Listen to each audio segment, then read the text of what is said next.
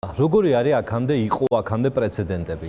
ნებისმიერი შემბოჭავი კანონი, რომელსაც იღებდა ქართული ოცნება მედიის წინააღმდეგ, ამ კანონის აღსრულებამდე ყოველთვის არსებობდა პერიოდი, როდესაც მედიას ეძლეოდა ეგრეთ წოდებული გარდამავალი პერიოდი და მარეგულირებელ კომისიას ეძლეოდა დრო იმისთვის, რომ ვიდრე კანონის აღსრულება, ანუ დასანქცირება, ჯარიმა, ან ლიცენზიის საკითხის გადახედვა დღის წესრიგში დადგებოდა, მას ქონოდა ადაპტაციის საშუალება. ამ შემთხვევაში აი ესე ნაჯახის პრინციპით წავიდნენ, იმიტომ რომ 1 ივნისიდან, როდესაც მიეცა უკვე მარეგულირებელ კომისიას რიგი ღონისძიებების განხორციელების საშუალება, ამ დროს უკვე უკანათ არიღით, ანუ მაისის მონიტორინგის შედეგად დაწერილი საჩივარი შევიდა მარეგულირებელ კომისიაში.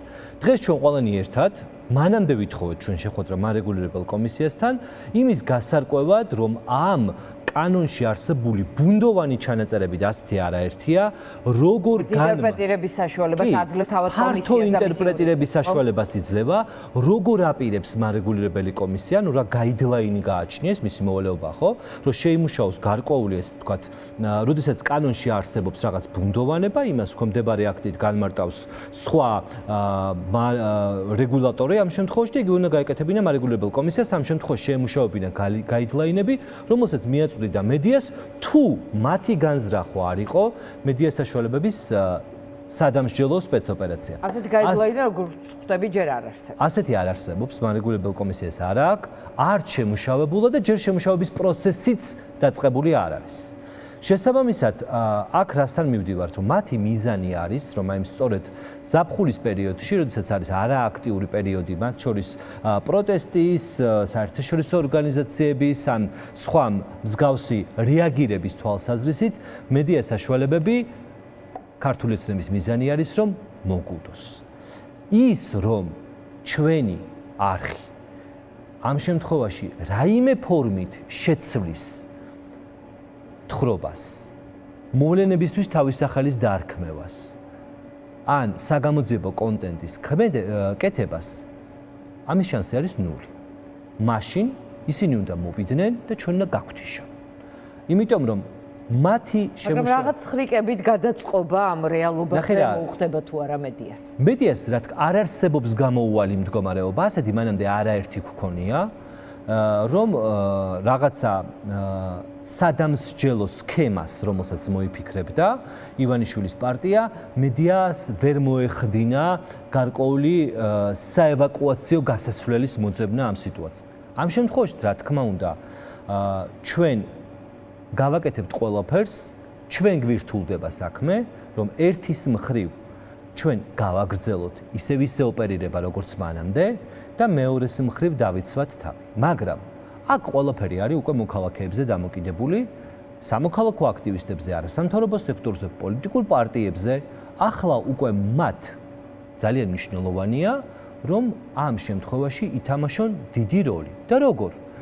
თუ კანონი ადგენს რიგ დათქმებს მედიას საშუალებების მიმართ, ეს დათქმები და რაღაც კონკრეტულ პარტიაზე ან მოვლენაზე რაღაც დამაზიანებელი, ვთქვათ, მოსაზრებები არ შეურიოს ფაქტებს, იგივე პრინციპი მოქმედებს თუ არა სპატელერად. ეს მოთხოვნები არის ერთიანი ყველასთვის, მათ შორის პროსახელისუფლებო მედიისთვის. ამ შემთხვევაში კრიტიკული მედია, მე ვფიქრობ, რომ კიდევ უფრო უპირატეს მდგომარეობაში აღმოჩნდა და ნახე რატო. ჯერ ამ პირველ თემას დავამთავრებ. ნებისმიერ მოქალაქეს, მაგალითად, პროსახელისუფლებო მედია ძალადობრივ აქციებს უწოდებს იმ გამოსვლებს, რომელსაც ყოველდღე ჩვენ ხედავთ რუსთაველზე და ამ აქციებში მონაწილეობს ასობით ადამიანი. ანუ ძალადობრივი აქციების მონაწილეებად აცხადებს ადამიანებს, რომლებიც სრულად მშვიდობიანად მინდიან რუსთაველის გამზირზე და გამოთქვამენ თავიანთ პროტესტს.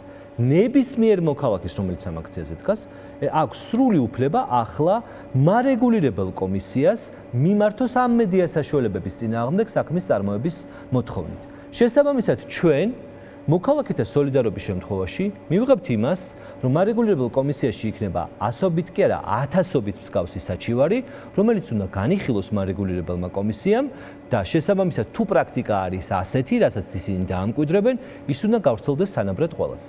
ეხლა რატომ არის კრიტიკული მედია ამ სიტუაციაში ცდილობდნენ დასჯას და მოგუდვას, მაგრამ მათვისვე ცუდი გადაწყვეტილება რატომ მიიღეს.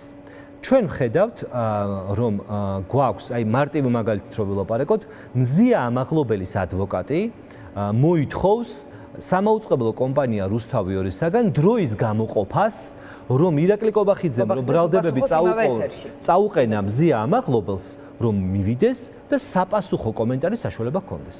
რის საშუალებასაც მე ვკითხულობდი გუშინ ჰქონდათ ჟურნალისტებს საჯარო პოსტი, რომ დაახლოებით 1 თვე გავიდა ოფიციალური მიმართვიდან და არხი არ აძლევს მათ საშუალებას, რომ საპასუხო პოზიცია დაფიქსირდეს მათ ეთერში. ჩვენთან ყველაფერი პირიქით არის. ჩვენს ეთერში ვიწევებთ ქართული ოცნების წარმომადგენლებს, რომ მოვიდნენ სტუდიაში და ილაპარაკონ და ისინი უბრალოდ არ მოვიდნენ. მაყურებლისთვის რომ განმარტო, ეს არის უკვე ток-შოუების ნაწილი, სადაც არის ასევე ბალანსის და სხვადასხვა პოზიციის, ასე ვთქვათ, მოთხოვნა კანონის. მხოლოდ ток-შოუს არ ეხება, ახალ ამბებსაც ეხება დიანა ეს და ეხება ჟურნალისტურ გამოძიებასაც. და აი რატომ? როდესაც ჩვენი ჟურნალისტი, მაგალითად, აი ხა ლიკა ჯანყარაშვილი არის სამონტაჟოში და ამონტაჟებს კონკრეტულ რეპორტაჟს, რომელიც ეხება გაძვირებულ ფასებს.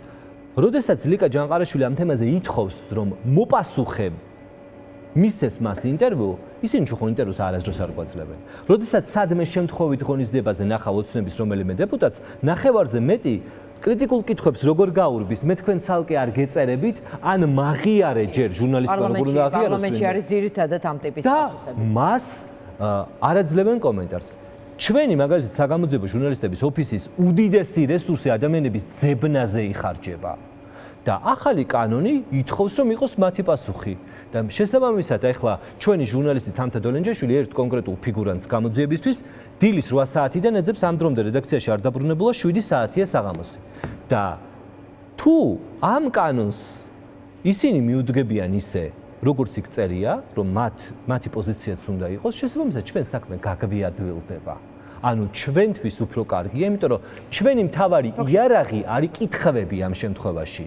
კითხვების დასმა და მათი მთავარი სუსტი წერტილი არის, რომ პასუხები არა აქვთ. ნოდარ, ток-შოუებთან დაკავშირებით არის საინტერესო სხვათა შორის, იმიტომ რომ მაყურებელი როცა ხედავს მაგალითად, მე მყავს ძირითადად ოპოზიციონერი პოლიტიკოსები და მიწევს დრამატურგიისთვის, არ ვიცი, პროფესიული მოვალეობისთვის, მათთვის კრიტიკული კითხვების დასმა, ოპოზიციონერი მაყურებელი, ოპოზიციის, ასე ვთქვათ, ამომრჩეველი მაყურებელი წუხს ამაზე.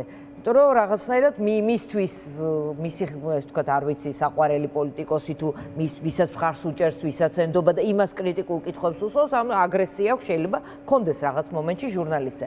მე არ მყავს ხელისუფლების წარმომადგენელი ამ ეთერში, რომ ასევე ჩემი პროფესიული ვალი, არ ვიცი, როგორც ითხოვს ეს პროფესია, შევასრულო და მას რა თქმა უნდა 100 ჯერ მეტი, იმიტომ რომ ის არის პასუხისმგებლობის სხვა ტიპისა, გვალდებულება სხვა ტიპისა, ის წარმოადგენს ხელისუფლებას, ქმედებაც მისი შესაბამისად არის სულ სხვა მასშტაბის. ის არის პასუხისმგებელი ნებისმიერ შედეგზე, რომელიც ქვეყანაში დგება, იმიტომ რომ ის არის ხელისუფლებაში. არ არის ის ჩვენ სტუდიაში. ამ დროს ხელისუფლებასთან დაკავშირებული არხებზე მე ვიცი ოპოზიციის წუხილი, რატომ არ გვიწევენ, რატომ არ მივდივარ და ასე შემდეგ. ანუ ბალანსი როგორ დავიცვა, როცა ხელისუფლება თავად ამბობს უარს, მათთვის მიუღებელ კრიტიკულ ოპოზიციურ, როგორც არ უნდა უწოდებდნენ, რადიკალურ. ეს არის მიზეზი, დიანა, არა. არხებზე არ მონაწილეობენ. იმიტომ რომ ეშინიათ.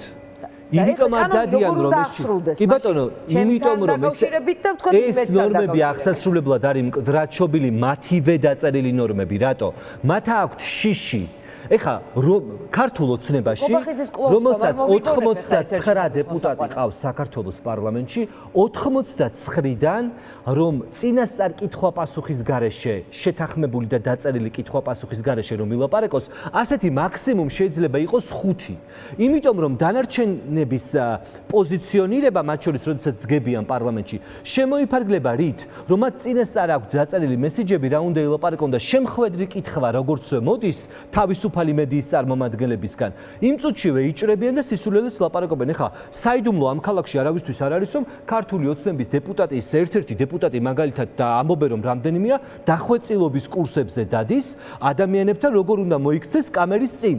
და შესაბამისად ამ ადამიანს გაზეპირებული აქვს 3 ან 4 ფრაზა, 5, რომელზეც უნდა უპასუხოს კონკრეტულ ჟურნალისტს. აი ხა იმ დღეს იყო ძალიან საინტერესო დეტალი, ვიდეო რომელიც იქცა ტრენდად სოციალურ ქსელში, ეს არის ირმა ზავრადაშვილის და ნანუკა ქაჯაიას დასაუბრება.